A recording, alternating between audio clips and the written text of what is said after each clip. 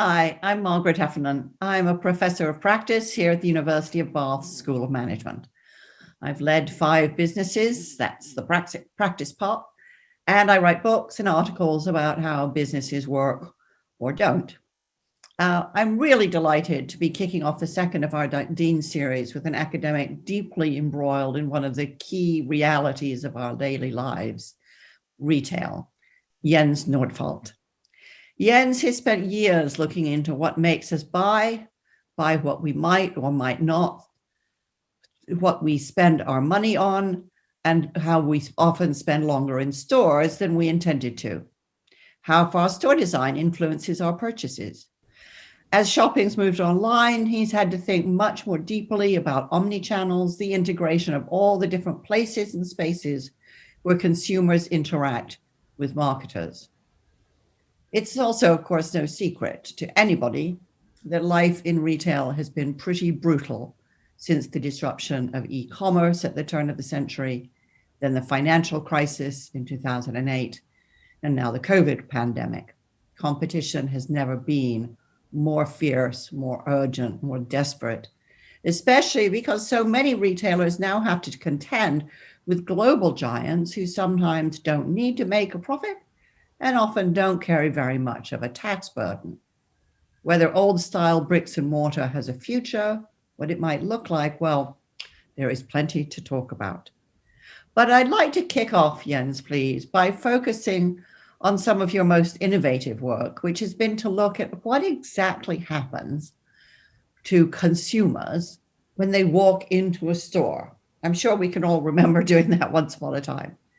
We know we've been advertised before we got there, but there's still quite a lot of manipulation that goes on once we turn up, isn't there? I wonder if you could just talk to me a little bit about the layout and display and all those issues which retailers themselves think about in great detail.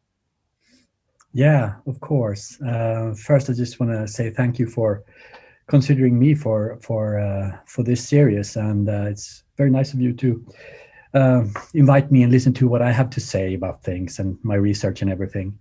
On that particular question, I'd say that was why I started with research, what got me going initially. I was studying a lot of philosophy and social psychology. I was just looking back to Erich Fromm, Escape from Freedom, the other day. And I was very, intrigued by what is it that influenced my thoughts? Why do I think the way I do? Or why do I think the thoughts that I do?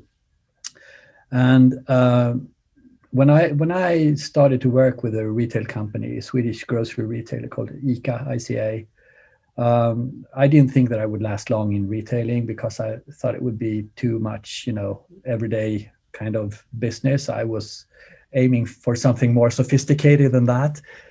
But what really caught my interest was that in the business, it was so taken for granted that you could have an influence on what people actually bought by just displaying different things. And I was thinking, well, don't we know better than that? Don't we have set our minds on what we need and what we want and our attitudes for things and stuff? But obviously, just by putting things on an end cap display, for instance, within the industry, everybody knows that you would increase the sales with several 100%. Mm. And all those things really made me curious. And it made me even more perhaps curious when I realized that there wasn't much academic knowledge or academic work done in these areas. So to me, it became natural to start with looking at perhaps primarily visual perception and how what stimuli in our surroundings actually influence us. I think it's worth mentioning and repeating that more than half of what we end up buying has changed during the shopping trip. Wow. Yeah, it's fascinating. Wow. People don't believe it, but it's true. If you interview customers when they enter a store and then look at the receipt when they get out of the store, it's been shown in study after study, year after year, on continent or in country after country, that more than half has been influenced. It could be that you buy more than you intended. It could be that you buy different brand or different flavor than you intended. But it could also be that it's a totally new category that you didn't intend to buy. Early on, as a doctoral student, a table actually that really uh, caught on to me, or that really stuck in my memory, is the amount of data input that our senses can process. And actually 83% of all the sensory input that we have abilities to capture as humans come from the eyes. So what we buy is, to a very great extent, a product of what we lay eyes on in the store. So visual displays, planograms, layouts affect more than 50% of what we actually end up buying. When I was done with my PhD, I set up an experimental department for this ICA company, and they have, but at that time they had 2,500 stores. They are by far the largest retailer in the Swedish market. Approximately 25% of all retail crowns spent in Sweden goes into the pockets of ICA. So it was a big company to play with. And I set up this experimental department, and I could manipulate anything I wanted, basically, in the layouts, in the signage, in the displays, and measure it, the effects of it. And I found out that around 50% of the variation in profitability in the stores could be explained by the layouts. So by simply looking at what people lay eyes on when they walk around the store, you can really turn the store from being profitable onto being even more profitable. And this is fascinating because not many retailers are aware of that. And yet I remember you saying, that the first thing you see in a grocery store, which is fruit and veg, makes a big difference. And and after I read that, I thought, well, isn't it interesting? Every single supermarket I can think of starts with fruit and veg.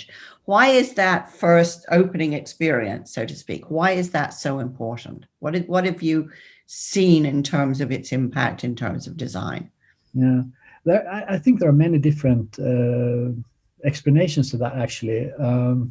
I think what most retailers understand is that they want something, they call it a wallet opener. They want a frequently purchased category initially or at the beginning of the store. So they want to make sure that you stop thinking about whatever you were thinking about before you enter the store and start thinking about actually now you're in the store and you're there to buy things. So therefore, a high frequent item or category is important to have initially in the store. And then fruit and vegetables are very good also for other purposes. It's very rich in sensory. I mean, it's colorful. It's a colorful department. And if you think about it, in a grocery store, the fixtures in the fruit and vegetable department are different than in other departments. So a typical customer or shopper in a fruit and vegetable department, they stop and they look around because it's easy to get an overview, and you're attracted. It's more like a fashion store in a sense. And you look at the different items, and there are the tomatoes, and there are the bananas, and then you go around and sort of interact with the assortment to much greater extent than in dry foods or canned stuff or something like that. So high frequency, and also that it's rich in various kinds of stimuli. Those are two different aspects that make the department very important. Mm-hmm. And how does it impact how people use the rest of the store? Does it make a difference in terms of the overall experience? Yeah, and coming back to one of the sort of initial things I said, that what made me curious about research or this kind of research is that I wanted to be the master of my own mind, and it was intriguing to realize that perhaps the store actually influenced a lot about what I'm thinking. And for instance, if you put the cheese department immediately after the bread department, you sell more cheese. So this is in psychological terms, this is called spreading activation. So you activate certain thoughts or associations, and then other related associations come easier to you. Right. And what happens actually when I was doing those experiments, when I had set up that research department for the Swedish grocery retailer, I realized by running many different analyses that the fruit and vegetable department is actually two different departments. It's a vegetable department and a fruit department, and the vegetable department is the most prominent when it comes to this spreading activation issue. So if you have a good fruit and vegetable department, or if you have a good vegetable department, you will sell more dinners. So you sell more meat, you sell more sauces, you sell more of all the other ingredients because it's a meal component that is very important for triggering your willingness to cook and so on. Fruit, on the other hand, is more of a snack. So actually, if the store if it would be possible to sort of separate the two, you could put the fruit among the candies at the end of the store, that when the shopper wants to give themselves a treat, and the vegetables in the beginning of the store.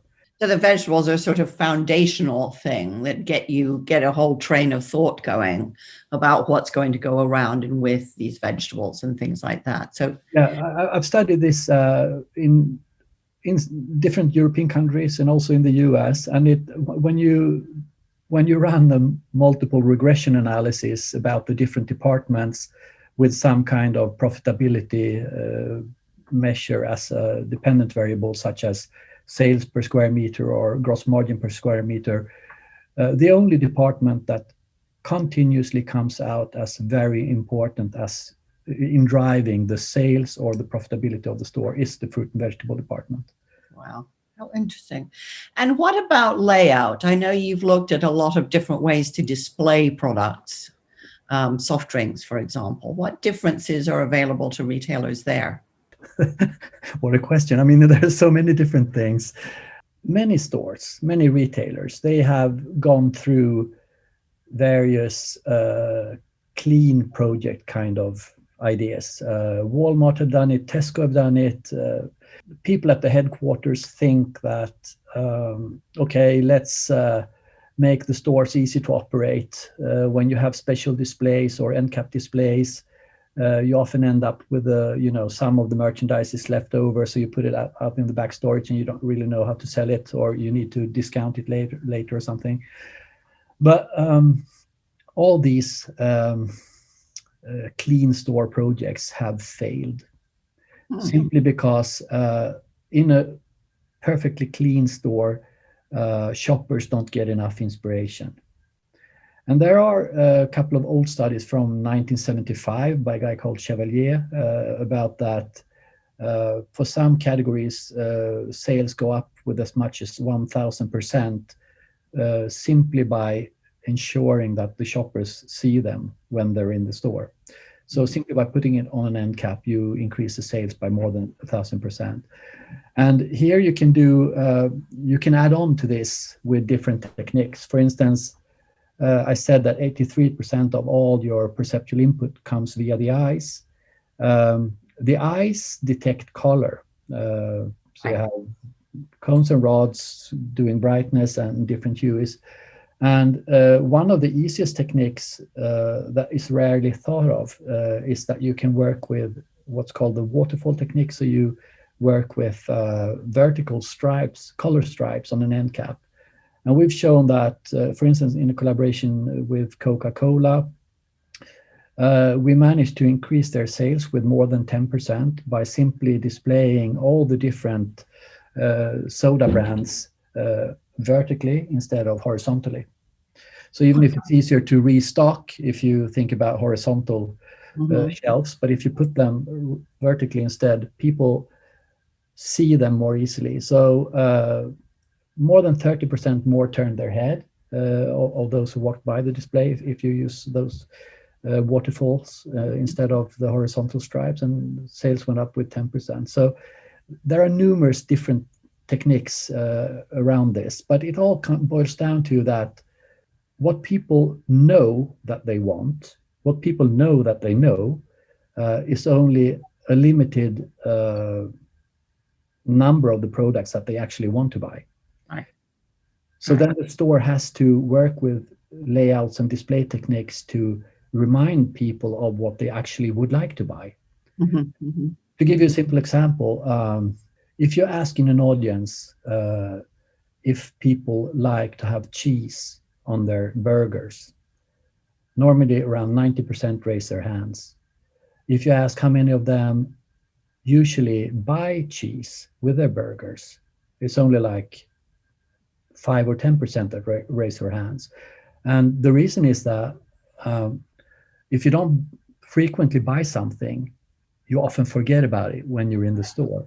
So if the retailer puts the burger cheese, sort of the specialized cheese for burgers, next to the burgers, sales go up with, Sure. 500-600%.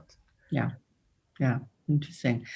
I know, when the smartphone was introduced, a lot of people said this would be a real sales killer because it would give us basically the opportunity to compare prices, so that when, if we're shopping for electronics or something, we could instantly do a price comparison. And I've often thought about that actually when shopping in my local supermarket where there's no signal, and wondered, is this deliberate or is this just an accident? But in fact, if I read your research correctly, you don't think phones are the problem, do you? No, definitely not. I mean, I want to say something first. I want to explain myself so I don't sound too manipulative. Okay. I'm a bit naive. I live with the belief that all people are good, including retailers. Okay. So I know I have 3 kids, and I do a lot of the shopping. I do a lot of the cooking at home, and I find it very stressful to come up to get inspiration for what to cook. Right. To make the kids happy to eat. You're not alone in that. We all find that quite difficult. I know, and I know that in Swedish studies we've done not too long ago, around 80% of all shoppers go into the store with the ambition to get inspiration for what to buy for dinner. And when you get into the store, you just see the shelves, you just see the packages, but you don't see the solutions, you don't get the inspiration, you don't get the ideas. So that's sort of why I find it interesting. I think that when I try to find techniques for how to sell more, I do this also for the consumers, because I know that the consumers need the inspiration. And actually, in this case with the smartphones, we had read in report, a friend of mine, a co-author of mine, had read in business reports from the US that sales had gone down in the checkout area because people were paying attention to their phones when they were waiting in line instead of looking at the chewing gums and magazines displayed there. So we thought, okay, let's have a look at that. And we did. And initially we found that in the checkout area, actually sales went down as soon as you had someone listening to music or reading on the screen or something. Around half of the market, so to say, was gone. But then we also had a lot of eye tracking films. So we had several hundred shoppers that we could look at in hindsight and see, okay, who of those use their smartphones and how much did they buy in comparison to those who didn't use their smartphone. And very much to our surprise, we found that actually people using their smartphone while in the store, they bought a lot more, as much as 40% more than those who didn't. Wow. Yeah, and then we did an experiment because we thought perhaps there is some kind of confounding factor here. Perhaps if you go to the store and you know that you're going to spend a lot of time, perhaps you want to be, save time, so you make some calls at the same time, or perhaps if you have a lot of things to buy, you have a shopping list on your phone. So we did an experiment where we took a couple of hundred people and asked half of them, okay, please don't use your phone on this trip. And the other half, we said, well, please use your phone as usual. And we found the effects to actually be the same. So if people use their phone in the store, spending goes up with as much as 40%.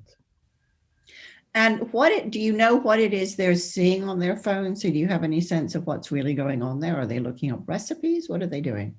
We could see that independent of what you use your phone for, you get this effect actually. So if it's that you read newspapers, or if it's social media, if it's recipes, if it's shopping lists, if it's price comparisons, the effect remains. Actually, we found a psychological factor to be the underlying factor driving all this. And it's that when you go into a store, you often have you're on a time budget, so you go into action mode.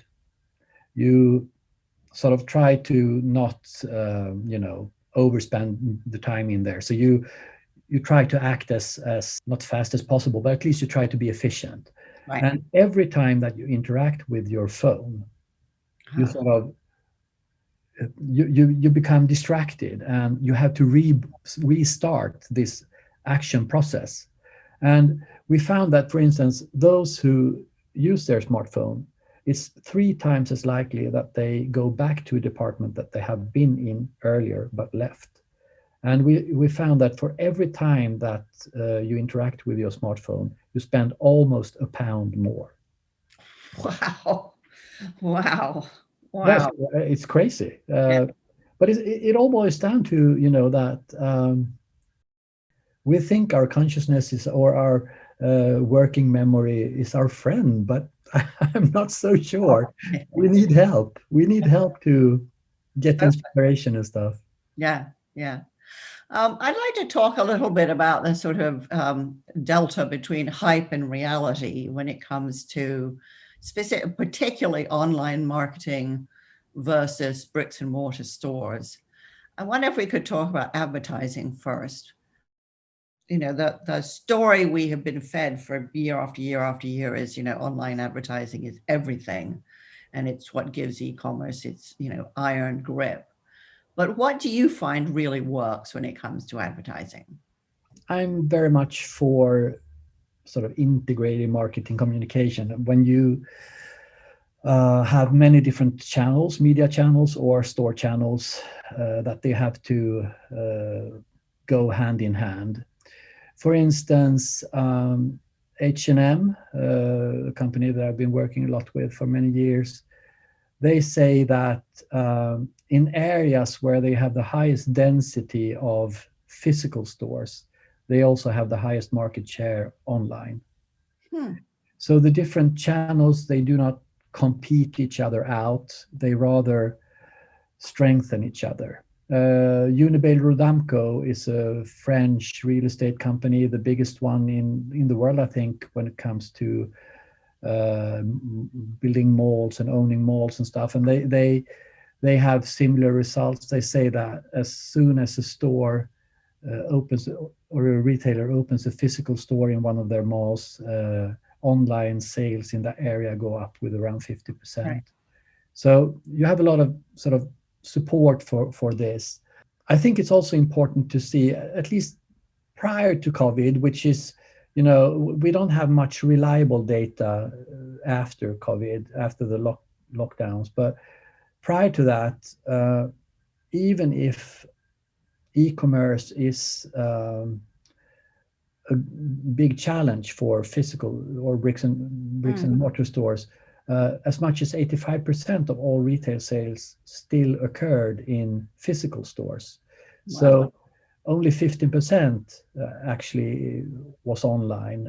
When it comes to grocery retail, which is like half of the retail market, In the UK, which, I mean, the UK have fantastic numbers when it comes to e-tailing. It used to be before the COVID that around 7% of sales were through online channels. So the majority of all sales are still in physical stores. You have to remember that. And when it comes to traffic to the e-commerce sites, it's easy to think that everything is driven by social media and so on, but it's only a few percent actually of the online traffic that comes via social media. This is, of course, dependent on what kind of brand. If for an influencer brand, it's 100% obviously that comes from that influencer. But if you look at the big picture, the most important or the most common traffic source for an e-commerce site is direct URL that you type in the Amazon.com or Tesco.com or something. So that's the most common traffic driver, and it's obvious because if you shop with the store and you start typing the name in the URL, then it appears to you. So that's, I guess, the reason why. Yeah. But I think this is quite interesting because the hype has all been about, enormous growth in online, which of course you do have enormous growth, percentage growth, if you start from zero, right? That's bound to be the case. Yeah. And it seems to me there are kind of two competing tensions. One is, okay, online may be growing fast because it's from a standing start. And obviously everybody talks about its convenience and it's 24/7 and all that sort of thing. The other thing I think is quite interesting is during COVID, I think people have started to realize, yeah, I can buy anything I want sitting at home. It's just not much fun. And I just wondered, in the companies that you work with and surveying the retail sector in general, how far retailers are thinking about experience versus just, if you like, data gathering and tracking. And the reason I ask this is because it seemed to me that after 2008, when almost everybody was having a recession, a lot of retailers were in trouble, that their response to their trouble was to do all the conventional stuff, right? They cut prices, they had constant sales, they cut staff. So there was no service in most of these stores. And they were kind of a mess, right? A lot of them. And they also, of course, viciously competed with their neighbors, right? In all of those areas. And I started thinking, this is a disaster because actually these stores are becoming A, all the same, B, pretty messy and unattractive, C, very cluttered. Why would anybody want to come here? And I just wondered, are you seeing any appetite among retailers for what, golly, in the 1990s, we were talking about the experience economy, right? The idea that these stores would be so intrinsically attractive, we'd want to go there, whether we wanted to buy something or not. Has that become a thing, or is it just an idea that we talk about in business schools?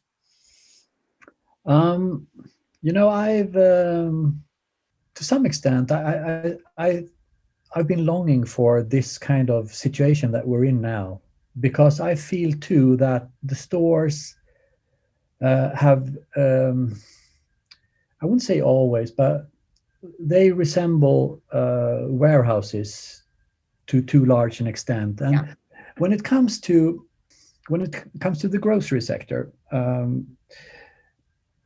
the stores, the grid layouts, which are, when all the shelves are put just in a systematic order, a bit like in a warehouse. I think that kind of store, that kind of solution, it fits well for a convenience store. Say a store up to 400 or 500 square meters, around 1,000 articles or something like that. That is like a 10th or a 15th of a typical Sainsbury's or typical Morrison's or something like that. So I think these larger stores, they have missed out on that. They need to do something different to inspire when they become, when they've grown so large. And I think I've always been fascinated by stores that are really, some stores are simply fantastic in that whatever they put, whatever merchandise they carry, is just being, sold out, sold out, sold out. You can see it's crowds going into those stores, and they just, it's like they're on fire. And I think today, in this situation, when the competition is from online, um, it's a great opportunity for stores to look at what is the role for the physical store. Yeah. I mean, if you have a shopping list on your computer, this is what you regularly buy. It's easy to just, reorder the same kind of things online if you want. Right. So then what you need the physical store for is actually the extra inspiration to realize that, well, perhaps you should, put some bacon in the minced meat. Perhaps you should, whatever it is. Yeah. And I think to some extent, we need to see, or retailers need to develop their physical stores to become much more inspirational. Yeah. Otherwise, they just do the same job as the online store. Exactly. And sometimes less well, in the sense that they can't hold the same number of SKUs. Exactly. I have a grocery store. I own a grocery store. Oh, do you? Yeah. Of course. Where? I have to in Stockholm. Okay. I have to test my ideas. And we have around 4,000, 4 or 5,000. It's a small store. Around 4 or 5,000 articles in the physical store, and we have 4 times as many in the online store. And we do like many retailers. We have the online store. It's basically just for advertising. We don't make any profit in the online store. The profit comes from the physical store. But we have it to, if you need a certain kind of mustard, we don't carry it in the physical store. We say, well, put the order online and we'll drive it home to you. Right. So we have it sort of as an external warehouse, more or less. No, it's interesting, because a while ago I did some work with the Booksellers Association, and the booksellers are kind of interesting because they felt the cold wind from Amazon first.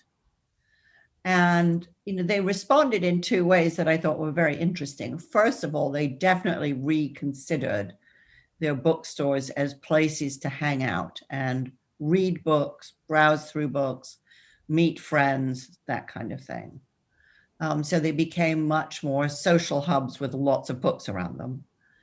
And the second thing they did is they worked very, very closely together. So even in a town that would have 2, 3 independent bookstores, instead of competing with each other, they would collaborate, because they thought, actually what we need are more people buying books. That's what we have to work on, buying physical books in a physical bookstore.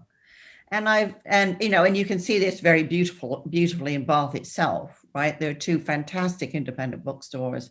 They both offer fantastic service. If they don't have what you want, they'll get it, and get it for you.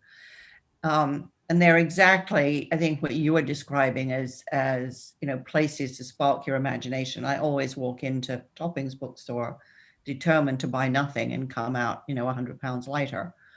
But I'm just kind of amazed that whereas the booksellers really understood what they were up against, clothes retailers, beauty products, shoes, gift stores, they still don't seem to get it. I agree. And there are many different dimensions, I think, of this. I think it's a pity that if you look at retailing, retailing is actually, based on what we've discussed so far, with sparking the imagination, the perceptual aspects of it, and so on and so forth. I think retailing is actually doing a very important job for everyday lives. I was thinking about a comparison the other day, and a lot of us work from home now during the lockdown. And a lot of us sense that something is missing. Life is perhaps it's not as easy to get out of bed in the morning as it could be. And perhaps it's hard to put the finger on exactly what it is that we miss. We don't miss the interaction with others. We miss the, outdoors, fresh air, the walks, the physical surroundings. I don't know. It's hard to point to what is it exactly that I'm missing, because right now we have the freedom to do anything. We can plan our days much more easily now. We have the freedom Mhm. with our time. To some extent, it should be more fun now Right. than before lockdown. Uh, but I think, in a sense, lockdown is um, a society without stores, without inspiration, without someone helping us to uh, realize what we want, that we know that we want, but it's a little bit too far back in our minds to Mhm. spontaneously enter our consciousness or our thoughts.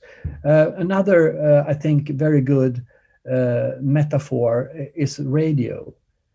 If you decide yourself on what to listen to, after a while you become bored, because you don't have the ability perhaps to uh, bring to your memory what you actually want to listen to. So you put on the radio and you get this blend of different things, and that gives you more. It makes you more inspired. So I think that the stores actually they do something. They provide us with a lot of important Mhm. qualities that we don't realize, and uh, then I think that it's a pity that retailing has always been a sales oriented volume kind of business with very thin margins and very little research being done, Mhm. meaning that these stores, they develop, they change a lot, but they change because they look at what others do. They Right. don't change so much.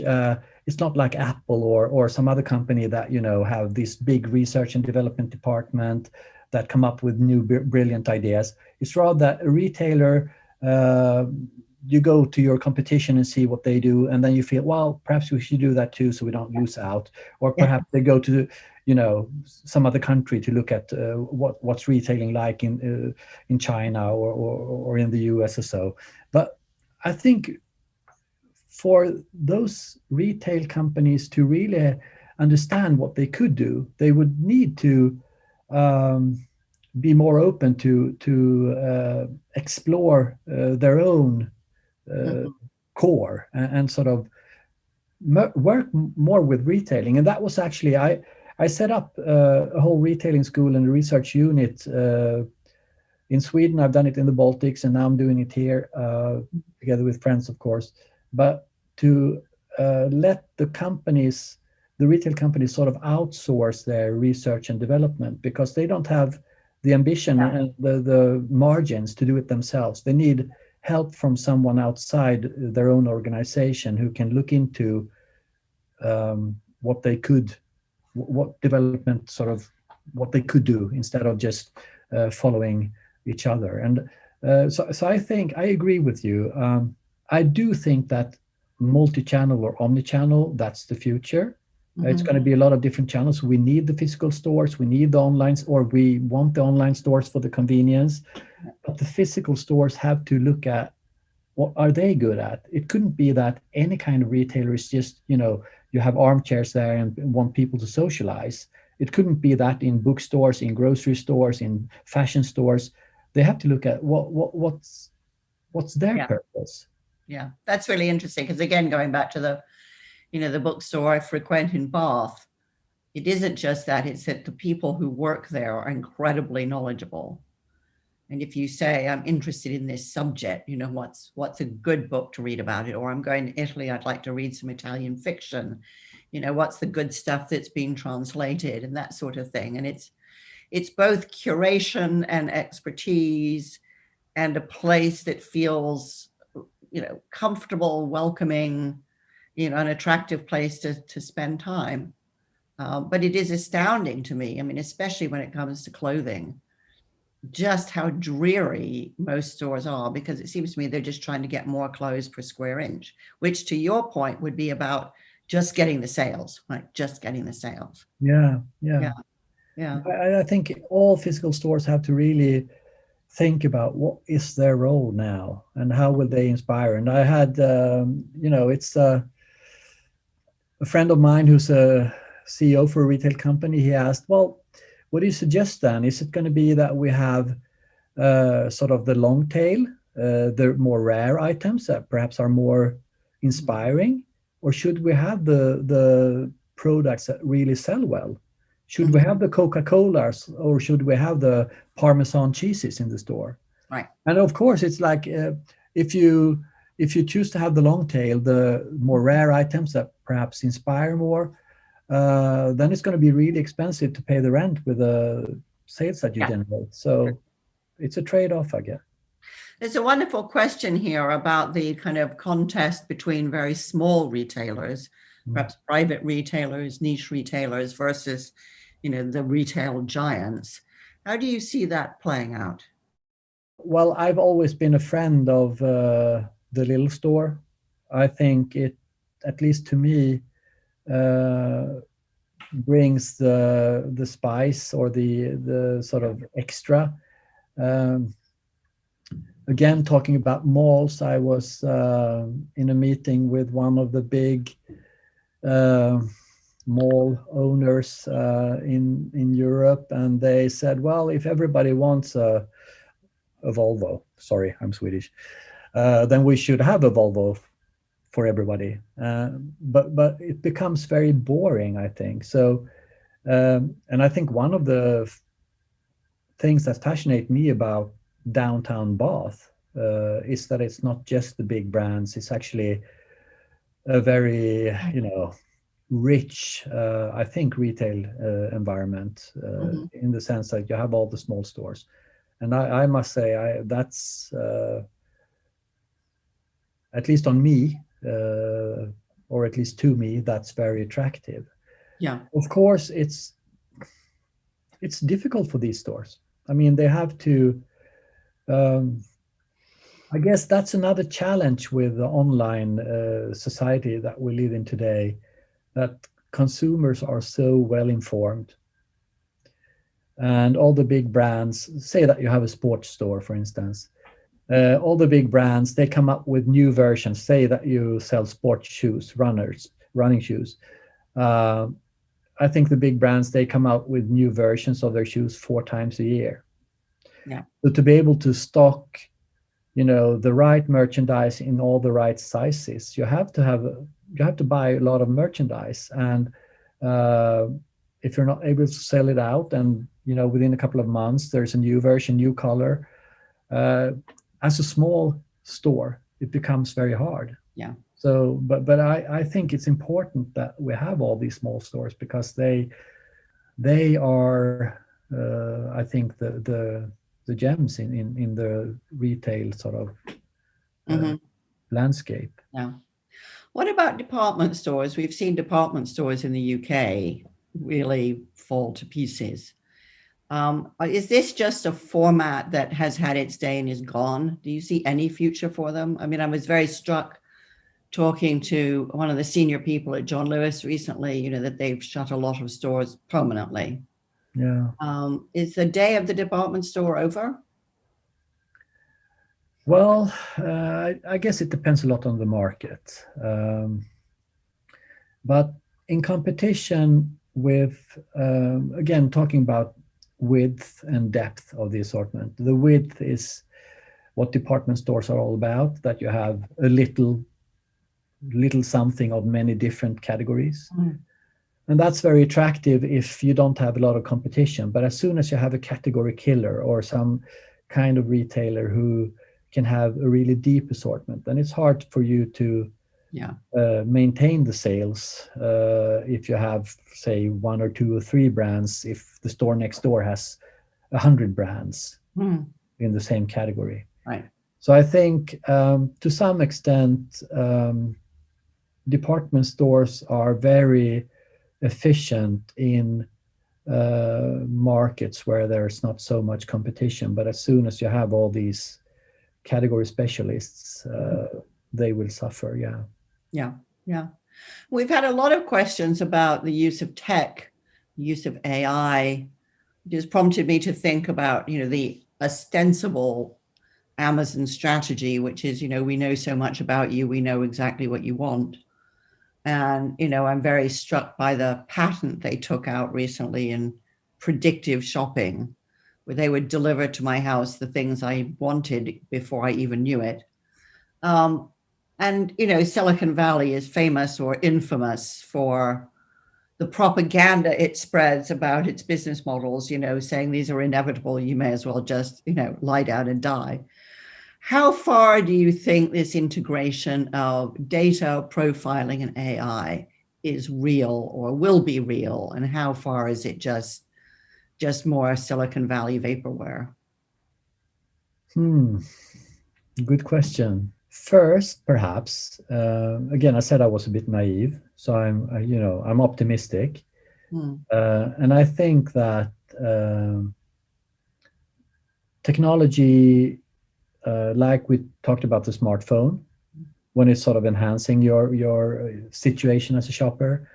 We recently published a paper also on handheld scanners, and again, the scanners showed, or those tests that we did showed that with scanners, people buy more.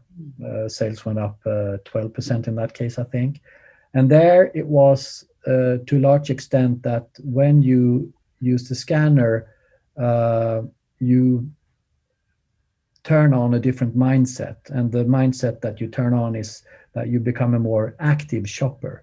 Mm-hmm. So you interact more with the merchandise because you have to turn the packages around to find the codes and stuff. And that actually made you buy more healthy items. So the sale of healthy items went up with 5% because for the first time you started to read the ingredients lists.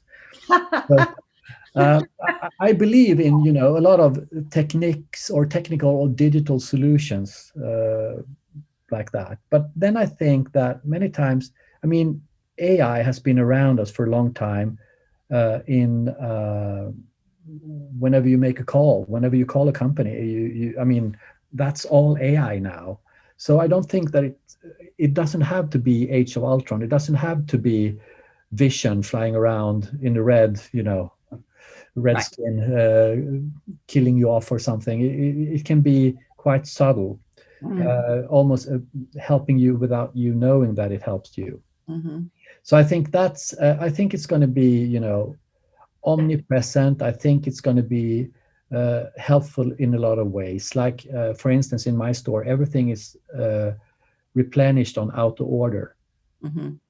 So we don't have people doing dull tasks such as inventory management, where you don't have control systems. Everything is EDI, electronic data interchange. So as soon as it's automatically ordered, all the invoices and so on are paid it's just computers interacting with each other. So I think there's a lot of efficiency to that, and a lot of the dull tasks can go away. But then I also think that it's an extreme exaggeration in the sense that when it comes down to the business modes that you talk about for Facebook and the companies like that, what they sell is ads. So it's not necessarily that people buy differently. It's more about media than actual products. Well, I guess, what's quite interesting is certainly if you read people like Shoshana Zuboff in her Age of Surveillance Capitalism, what she portrays is a market-based system where technology is used essentially to feed you quite aggressively with the stuff that you don't know you want. And it may be doing that through ads, it may be doing it by email marketing, it may be doing it through social media, it may be doing it by, predictively delivering the books or the clothes you think, which Amazon thinks you ought to want by now. And there's a really interesting argument within that, which is the power has shifted from the consumer to the retailer, which is we now know you better than you know yourself. We can listen into your conversations at home. We know everything about you.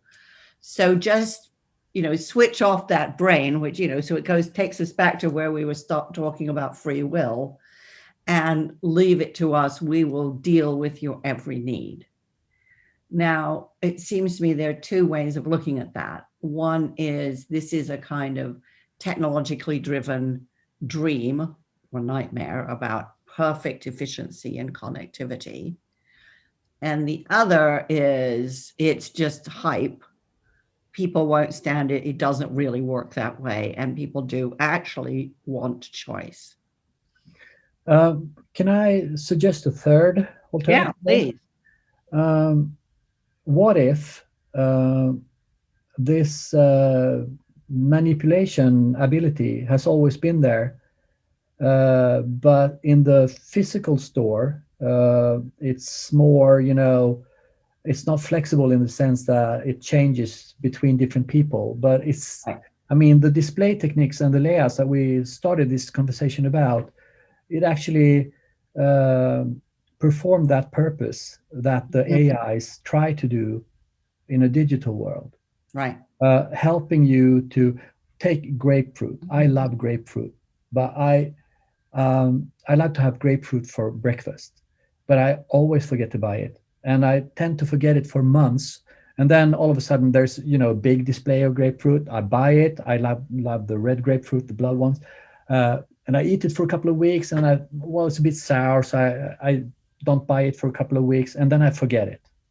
And I think there are a lot of things like that in life. I go to the movies, a cinema, and I think, oh, this is fantastic, and then I go the next weekend, and perhaps the third weekend. Then I grow a bit bored of it, and then it falls. I forget it. So in the 100% physical world, we had the physical ads, we had the physical displays that did that kind of job for us. Right. They reminded us of the things that were, a bit too distant in our memory systems for us to automatically become aware of. But if as soon as something triggered us to remember it, we like, yeah, I want that, I want that. And now perhaps what the AIs and the digital economy tries to do is to create something similar. I think I think we talked a bit about it some time ago, that in online shopping, you tend to be more brand loyal than in physical shopping, and you tend to stick more to the same stores than in physical shopping. And it's simply because your intellect or your consciousness uh, doesn't get the help that you get in the physical world in an online world, because what you see is what you think about. And if you only see the store or the brands that you have there on the screen, there's nothing in your peripheral sight that sort of makes you turn your head there or there, which you would have if you walk down Right. on the shopping street. Right. We're almost out of time, but I do want to ask you another question about what looks like an emerging trend, which is consumers' concerns about the ethical sourcing of products and materials. And certainly among the younger generation, this seems to be a consistent concern. Is this a temporary moment, or do you think this is really a change? I guess it depends on how deep a change you want to see. To some extent, I guess it's greenwash. To some extent, I guess it's that companies do what they feel they have to do. But on the other hand, I also think that some of the changes that have already been made actually have, been good changes. I'm thinking about the use of water in Bangladesh for the fashion industry. Well, there are multiple examples. So I think that the business, I mean, the shoppers also work for the retail companies. Right. It's the same people. Also consumers, yes, yeah. I get the conscious people also work for the companies. So I guess there is, truth in a lot of what the companies say and aim for. But I guess more could be done. Mm-hmm. Well, I'm very struck also, that we're seeing whole new categories of products. We're seeing a lot more kind of explicit information about who made this, where was it made, were they decently paid, this kind of thing.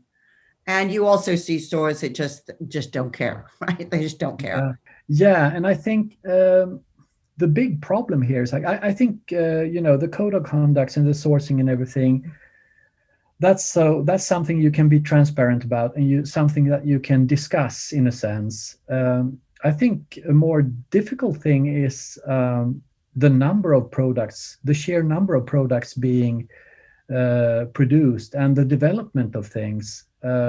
Like this conversation we're having now is on computers, and if you and I would have computers that were 3 years old, they wouldn't last for this kind of exercise that we do now. So there is so much waste and fast fashion and all those things. So it's not just about the sourcing, it's also about the expectations of the shoppers, and how we all have to sort of really think. I mean, the population is just growing, and everybody's wanting everything, and everybody wants the latest iPhone, the latest of everything. And I think that's really a problem. Well, it's a problem we're going to have to wait for another occasion to explore. There's a lot to be said on all these subjects. I wish I could have asked all the wonderful questions in the Q&A box, and I hope we can tackle them on further occasions. In the meantime, in the next couple of webinars, I'll be talking to some of the other leading lights at the school about their cutting edge work in higher education, cybersecurity, leadership, and that problem that never seems to go away, diversity. I hope you can join me for those. But in the meantime, thank you for joining us today. Very, very much thanks to you, Jens. I will look at my supermarket in a very different way tomorrow. Thanks for sharing your work and imagination with us here today. Thanks to everybody for watching, and goodbye. Thank you. Goodbye.